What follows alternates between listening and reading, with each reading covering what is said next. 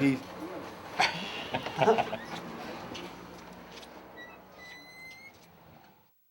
You can have some difficult days in dealing with some of the cases that come in. Some of them are extremely emotional. They're very difficult to not only investigate, but to work with families on. They've lost people that are close to them, and oftentimes it's very difficult for them to accept that. And so with that, it brings a lot of emotion on you as well. If it's a case of a homicide or a suicide, or we're unable to determine the cause of death, they'll come here. But if they're under a doctor's care, or if they're in hospice care, normally we would not see those individuals, but the health practitioners would probably call us. They would call us and report it to us, and then we document that reporting, but they don't have to actually come here.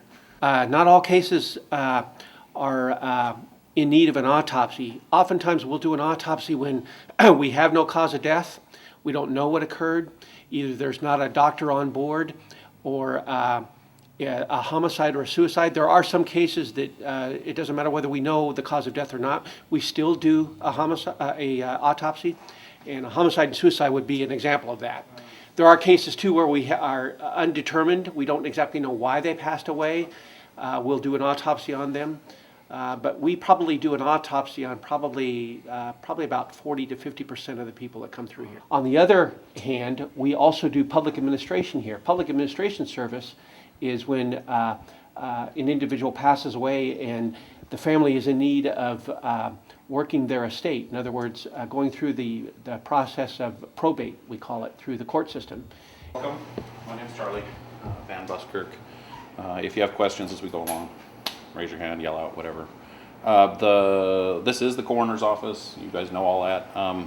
You can hear traffic through that door. It says coroner, morgue, no entry, but that's so that when the door's open, people don't wander in.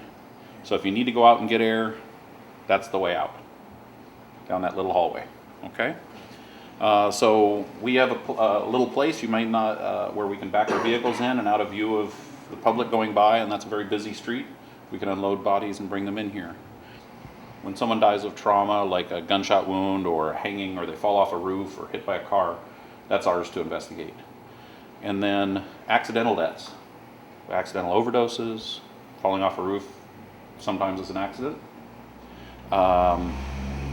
The gentleman who was washed out to sea during the tsunami, that was an accident that he was standing there. Those kinds of things. And then suicides, we would investigate those.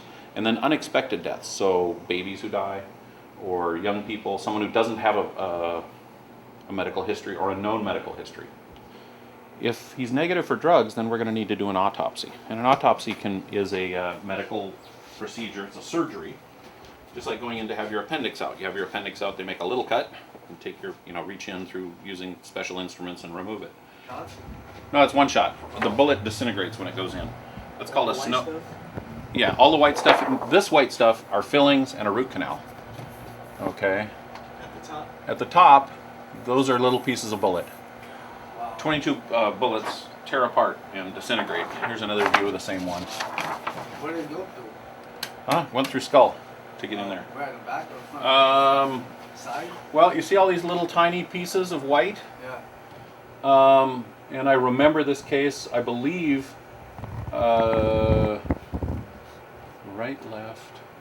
Yeah, I believe she shot herself in the temple here.